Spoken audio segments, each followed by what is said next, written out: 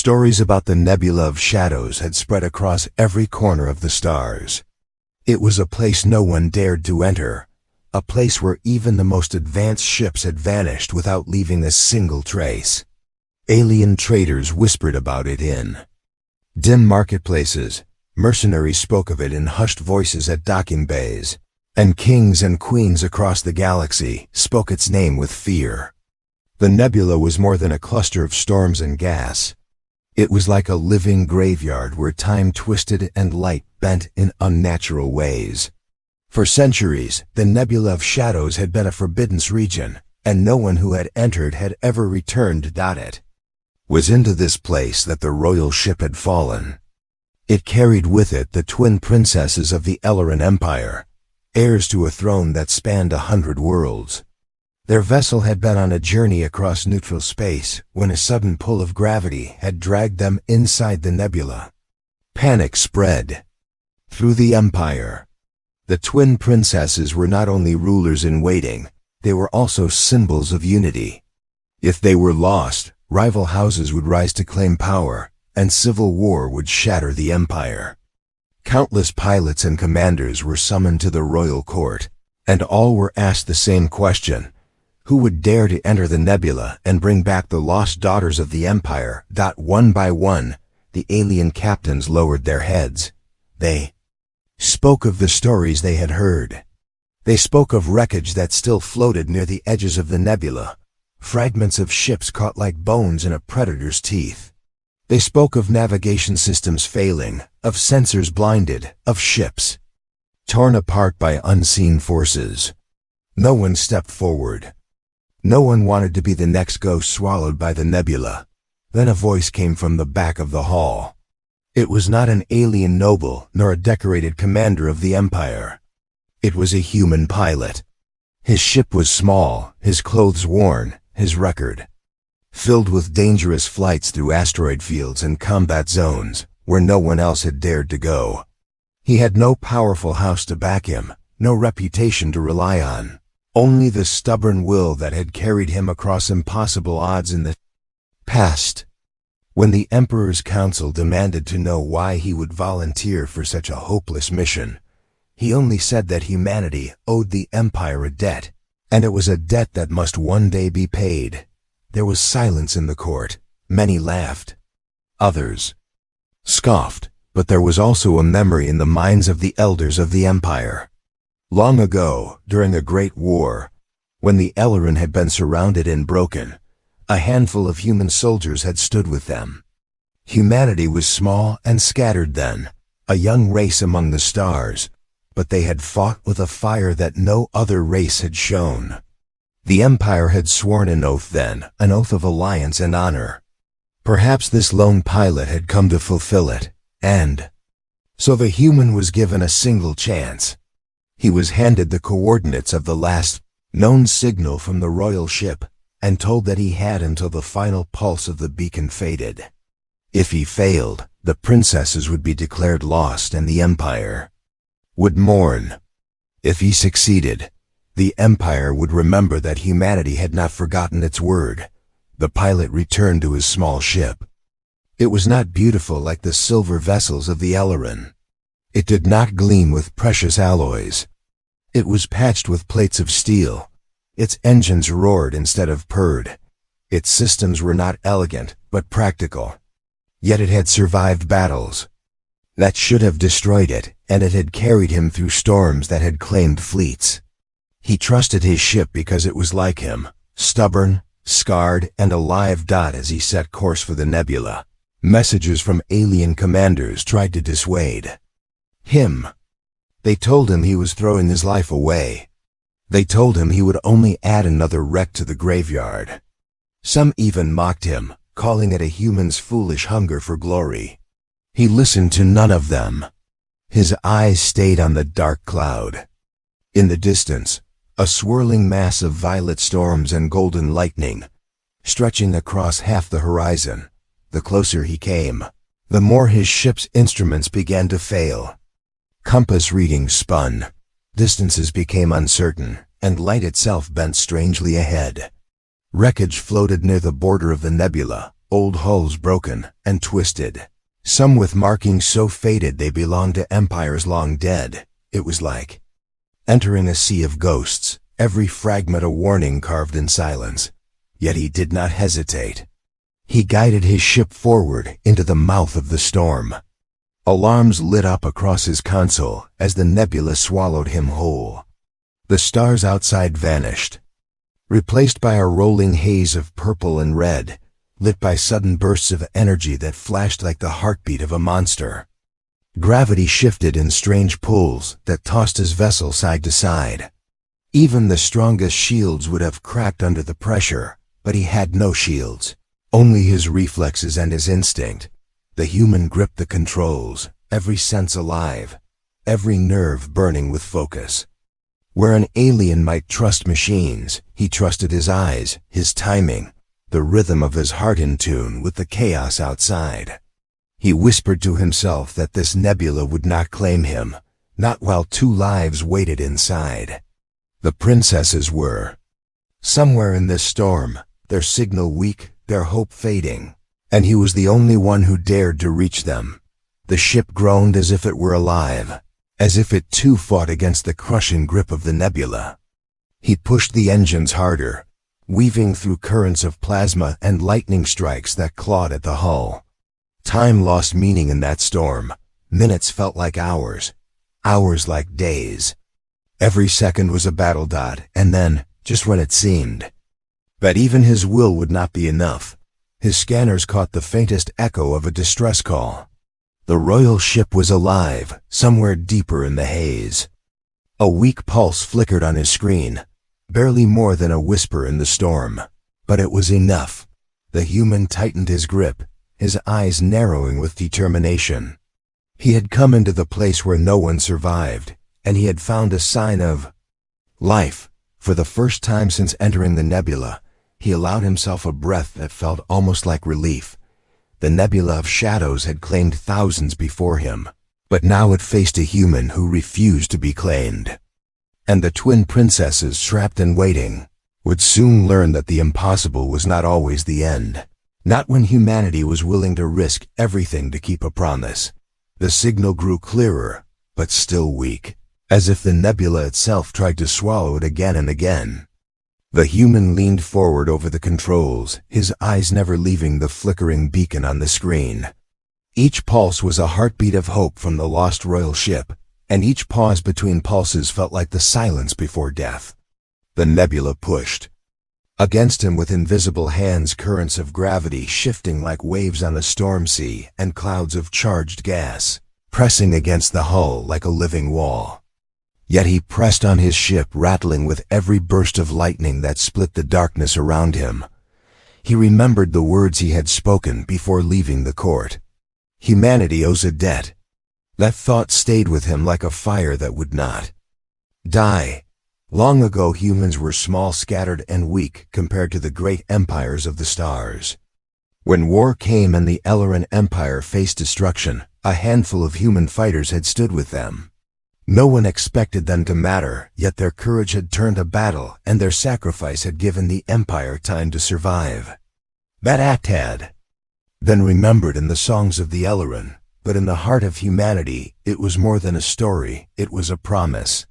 Humanity may have grown since those days, but debts written in blood do not fade. The pilot knew that better than anyone. As the signal grew stronger, shapes began to appear in the haze ahead.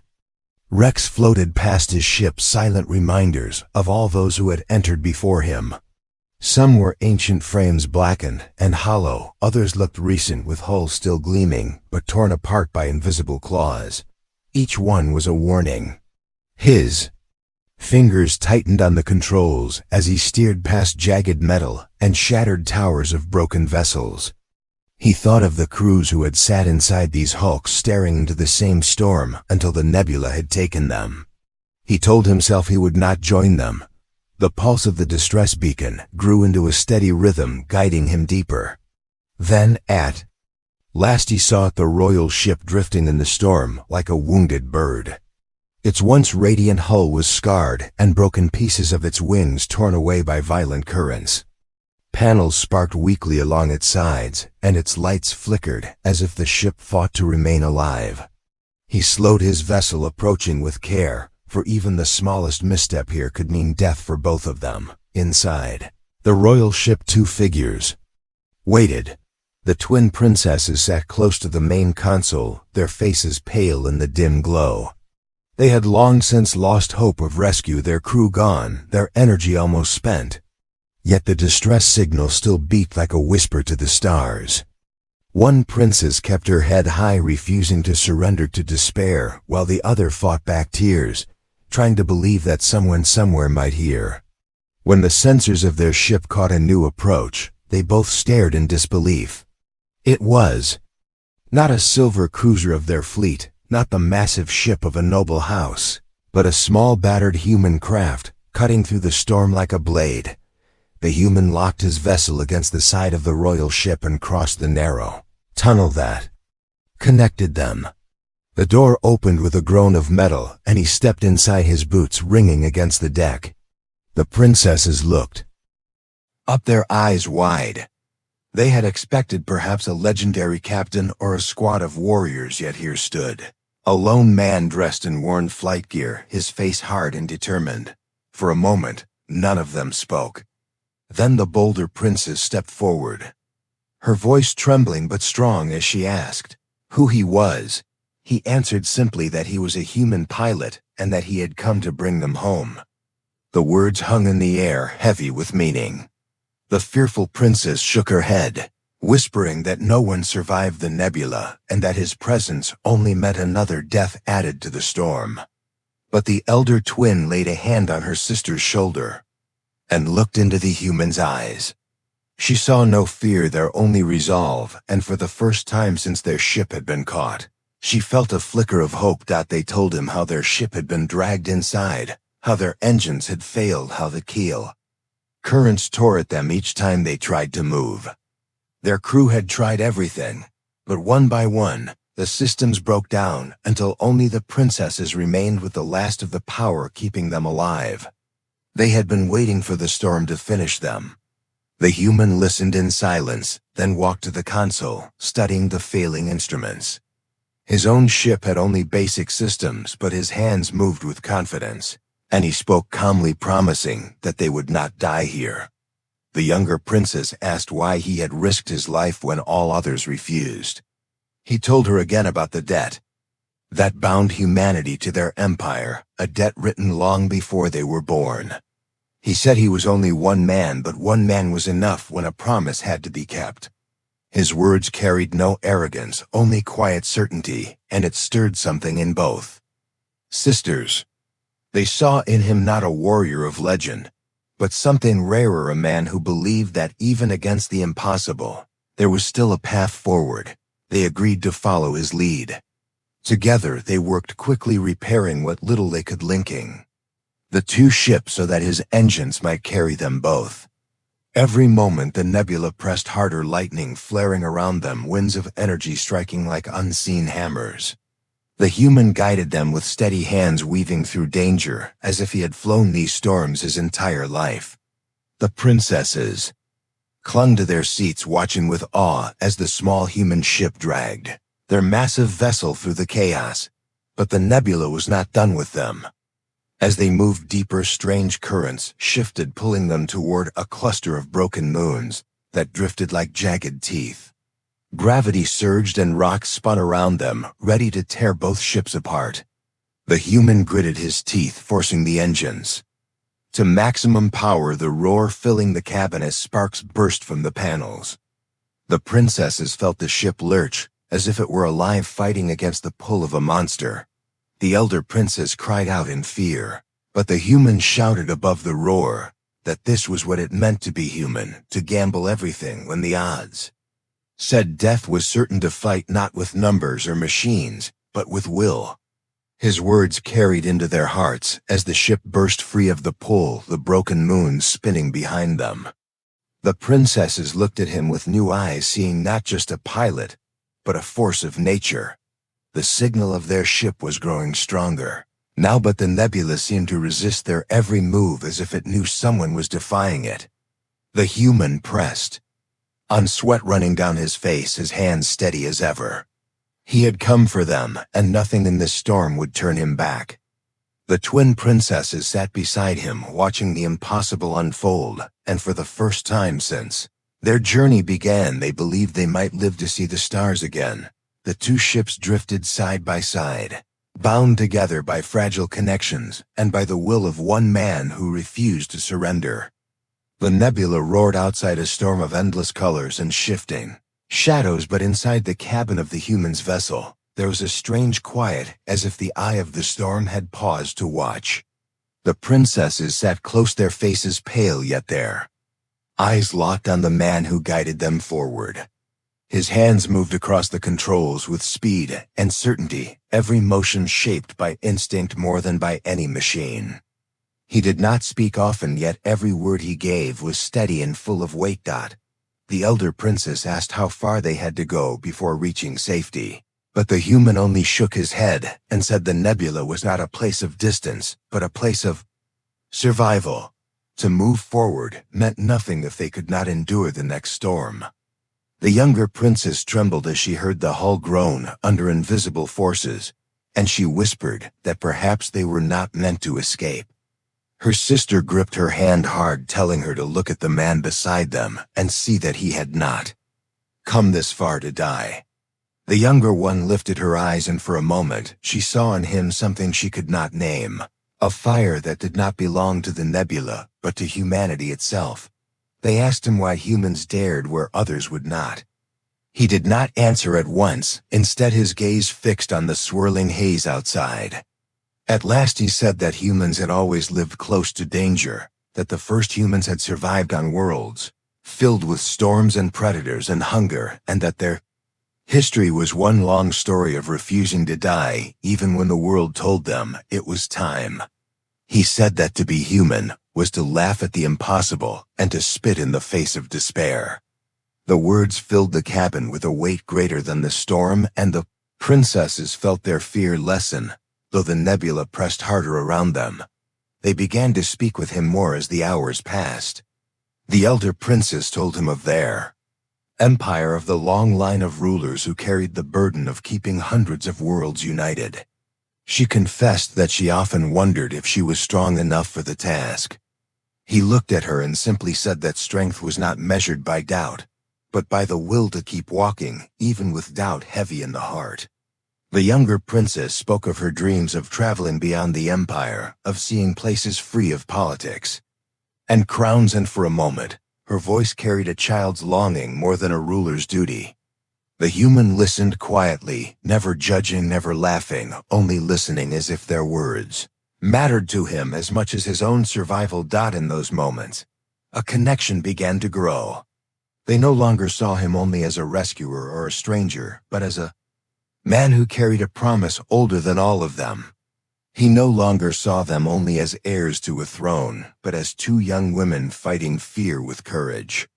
The nebula had brought them together, and though danger swirled around them, they found something inside that storm that felt alive and human. The ship jolted suddenly as currents of energy slammed into it. Lights flickered, alarms wailed, and the connection between the two vessels strained. The younger princess screamed, but the human's voice cut through the noise, telling them to hold steady. He threw the ship into a sharp turn, pulling both vessels through a gap between collapsing waves of plasma. For a moment it seemed they would be crushed, but his timing was perfect, and they burst through into calmer space. The princesses stared at him wide-eyed, as if he had bent fate with his own hands. He only wiped sweat from his brow and muttered that the nebula would have to try harder. But the nebula did try harder. The deeper they went, the more violent the storms became. Gravity twisted so that the walls of the ship groaned and warped. Shadows of wrecked ships drifted past like specters, their broken frames glowing faintly in the haze. Sometimes the princesses thought they heard voices, whispers, carried on the static of the nebula, as if the ghosts of the lost called to them. The younger princess clutched her sister's hand while the elder kept her eyes on the man who guided them, believing, as long as he stood firm, the storm could not claim them.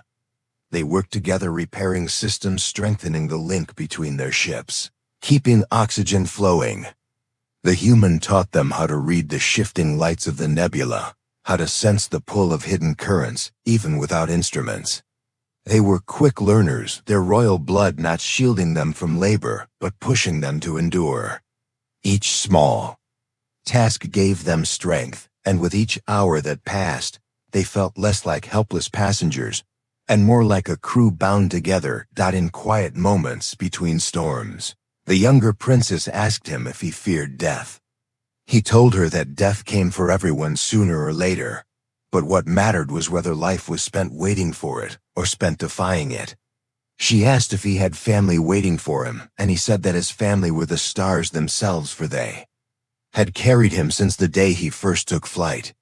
The elder princess watched his face as he spoke, and she wondered if perhaps this man carried a loneliness greater than the nebula itself, yet his eyes still shone with strength. Another wave struck, harder than before, hurling debris across the cabin and tearing away part of the connection between ships. The human threw himself against the console, forcing the engines into a desperate surge. The princesses held on as the vessel shook like it would split apart. For a heartbeat, all seemed lost, but then the engines roared with renewed fury and dragged both ships out of the collapsing field. When calm returned, the younger princess began to cry, not from fear, but from the flood of relief, and the human placed a hand on her shoulder, telling her gently that tears were no weakness, but proof that she was still alive. The elder princess watched this moment with quiet eyes, and for the first time since their capture by the nebula, she felt something inside her chest that was not fear or duty, but a spark of trust. She realized that this man who had no crown and no army had already become their anchor in the storm. As they moved forward, the beacon of their ship grew stronger, but so too did the resistance of the nebula. The human knew they had only begun to face its true heart. He said nothing of his worry, but his eyes never left the shifting currents ahead. The princesses felt it too, that the storm was gathering itself for a final strike.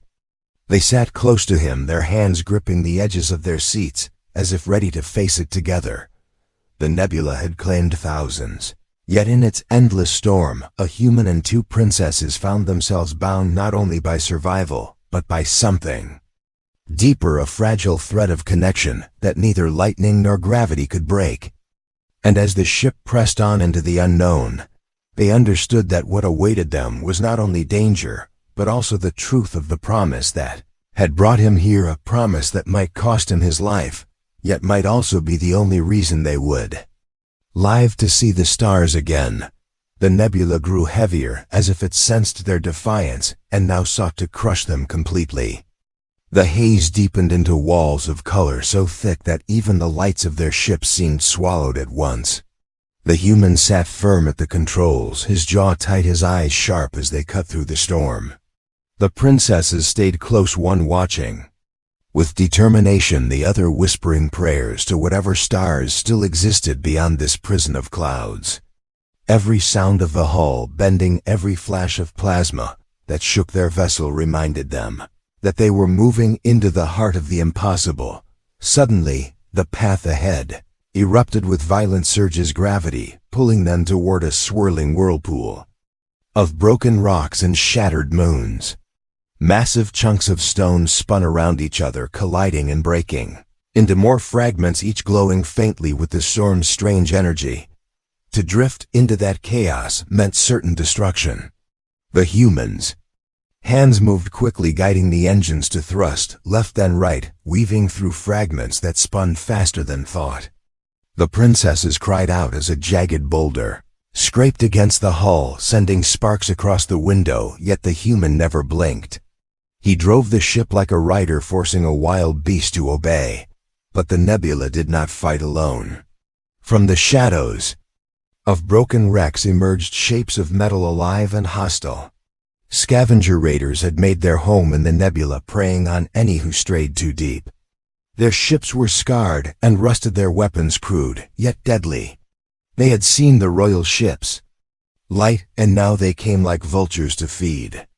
The princesses gasped as signals appeared on the screen, a swarm of raiders closing in fast. The elder princess reached for the weapon system, but it was damaged and weak.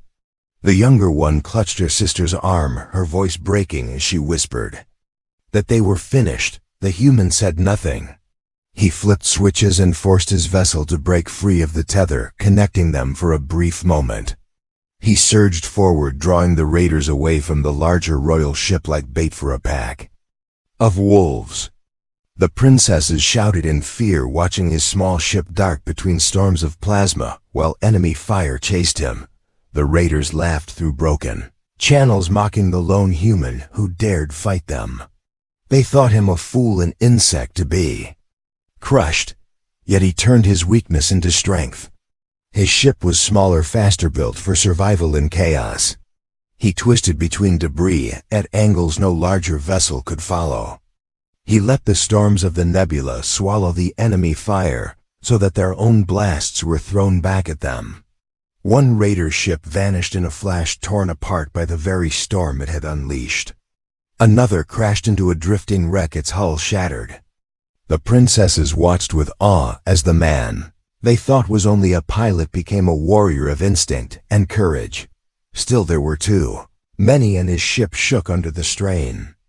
Sparks flew across his cabin, alarms screamed in his ears, but he pushed on. At last he drew the raiders close to the cluster of broken moons. Then, with sudden daring, he cut his engines and let gravity seize him, pulling his ship into the swirl. The raiders followed, too eager for blood. At the last breath he ignited the thrusters again, slinging his craft out of the whirlpool while the enemy behind him smashed into stone, torn apart in bursts of flame and fragments. The nebula fell silent for a brief moment, as if it too had watched in shock. The human reconnected his vessel with the royal ship, guiding them forward again, though smoke now filled his cabin and his ship bore deep scars. The princesses looked at him with eyes full of awe and fear, and something more, recognition that he had risked his life for them without hesitation. The elder princess said softly that no empire, no fleet could have done what he had done alone. The younger whispered that she had never believed in miracles until now, yet the final trial still awaited them. The nebula's heart lay ahead, a great chasm of swirling light where energy collapsed inward like a dying star. It was the place where so many ships had disappeared, drawn into its endless maw. The human knew there was no path around, only through. His hands shook slightly, not from fear, but from the exhaustion that burned in his body. Still he pressed forward, telling the princesses that this was the last gate, and that if they passed it, the stars would welcome them again. The closer they came, the more violent the pull became. Their ships groaned as if crushed between giant hands. Panels burst, sending showers of sparks. The younger princess cried out that the ship could not hold, but the elder placed her arms around her sister, whispering that they had to trust him. The human gritted his teeth, forcing every bit of power into the engines. He watched the shifting lights ahead, calculating the rhythm of the storm like a heartbeat. There was a narrow window, a pulse between collapses where they could pass. Miss it by a breath, and they would be torn apart. He steadied his mind, remembering every flight, every near death, every moment when instinct had saved him.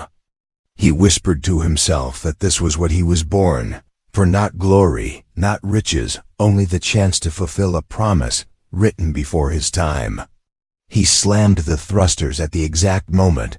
The currents split open, dragging both ships through the collapsing wave. For a breathless instant, they were swallowed by light so bright it blinded them. The ship shook as though every bolt would fly apart. The princesses held onto each other, their hearts frozen in terror, and then silence. The storm behind them closed with a thunderous crash, but they had slipped through alive. The nebula still surrounded them, but the heart had been crossed. The human slumped back in his seat, his chest heaving with breath, his hands scarred from fire and strain. The princesses turned to him, their eyes filled with relief and awe.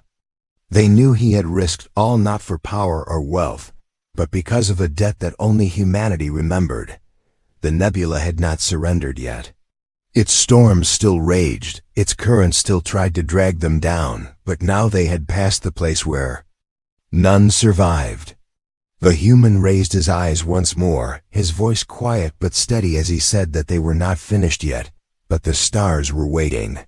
The princesses sat beside him, one with courage in her heart, the other with tears of hope on her face. They were ready to face the last fight together. The storm raged on around them, though they had passed through the heart of the nebula. Every minute the walls of colored gas bent and shifted. Lightning carved across the skies and invisible hands tried to pull their ships apart. The human sat at the controls, his arms trembling from exhaustion, but his eyes still sharp. The twin princesses stayed close, their breaths shallow, their hearts heavy with both fear and hope. They had come farther than any living being, and yet safety was still beyond reach. His ship shook violently with each new surge. Systems burned one after another, sparks spraying across the cabin, the panels flashing with warnings that never stopped. The human ignored them all, guiding his vessel by instinct alone. He whispered to himself that machines could fail, but the heart must not. The elder princess leaned forward, her voice steady, though her face was pale. She asked him if they could truly break free. He turned to her and said they had already crossed where no one survived, and that meant everything else was only a question of how much will remain. As they moved forward, the nebula began to shift in a strange way.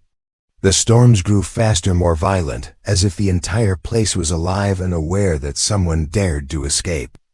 Great waves of energy rose ahead, forming walls that closed and opened like the jaws of a beast. The human studied the rhythm of the light, the pull of the currents, and he knew they had only one chance. He turned to the princesses and told them to hold on to each other and not let go no matter what happened. They gripped hands tightly, their eyes fixed on him. The younger whispered that she was afraid, and the elder whispered back that fear did not mean weakness, but that facing it was the true test. The human heard them and smiled faintly, though his face was lined with sweat and strain. He said softly that this was the reason humans survived when all else failed, because they held to each other when the storm tried to tear them apart. He pushed the engines to their final strength, the roar filling every corner of the ship. The tether to the royal ship strained, groaning like a rope about to snap, yet it held. He steered directly into the collapsing walls of energy, his mind clear, his hands moving faster than thought. The nebula screamed in thunder and fire as if furious. For a moment all was blinding light and crushing force, and the princesses thought the end had come. But the human had seen a path where no one else could. With one last surge he slung both ships along the edge of the collapsing current, using its own force to hurl them outward. The vessels spun, tumbling through the storm faster than any thruster could have driven them. The hulls burned, the shields shattered, yet momentum carried them forward until suddenly the haze broke. Stars appeared. Clear space opened before them. The nebula's edge fell behind like a wall of smoke. The human let out a long breath, his body heavy as stone. The princesses gasped at the sight of open skies, the endless stars shining like freedom itself. For a long moment, none of them spoke, only the silence of victory filled the cabin. Then the younger princess began to cry, tears falling freely as she clung to her sister. The elder held her close, yet her eyes remained on the man at the controls. She saw him slumped in his seat, his face pale, his body shaking. His ship was scarred, his systems broken, yet his spirit had carried them through. She whispered his name softly, thanking him not as a ruler, but as a woman who had witnessed courage beyond measure. Far in the distance lights appeared. The royal fleet had come searching along the borders of the nebula, ready to declare their heirs lost. Now they watched in shock as two ships emerged from the place of death. Messages burst across channels, disbelief turning to celebration. The fleet surged forward, surrounding the battered vessels, escorting them into safe space. The princesses stood tall as the royal ship reconnected to their flagship, their voices steady, as they declared to all who listened that the human had saved them and that the ancient debt between their peoples had been fulfilled at last. The council bowed their heads, and even the emperor himself spoke through the channel, his voice filled with awe. He said that no act of power, no weapon of war, no strategy of empires could compare to the will of one human who chose to honor a promise written in forgotten history. He said that the empire would never forget what had been done that day. The human listened in silence, his eyes closing for a moment, as if finally allowing himself to rest. When the princesses left the royal ship, they did not walk with guards between them and the Kumbas human. They crossed the docking bridge together and stood before him in the hangar of the fleet. Their robes were torn, their faces still pale, but their eyes shone with strength.